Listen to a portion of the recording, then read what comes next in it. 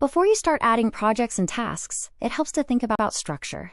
In this video, we'll walk through how to organize your spaces in Nova so work lands in the right place from the start and stays that way as your team grows. By going back to organizing Nova, in here you have an area to create different spaces. A good way to think about spaces is like rooms in an office. They can be organized by departments, groups, products, or something else. It will depend on which departments will be using Nova on a day-to-day basis. A typical setup, as mentioned, is organizing by department. Typical departments that use Nova are marketing, product and design, HR, and leadership. If you work with clients, you may also have a space for clients. This is a common example of how this section is organized, but it can be broken down further into different products, different areas of marketing, and so on.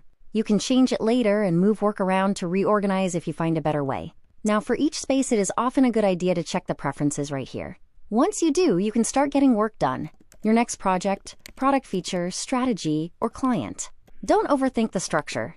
Start with what makes sense today and adjust as you go. That's exactly how Nova is built to work. Next, we'll get into processes. How to set up the skeleton that makes every project run smoother. Link below.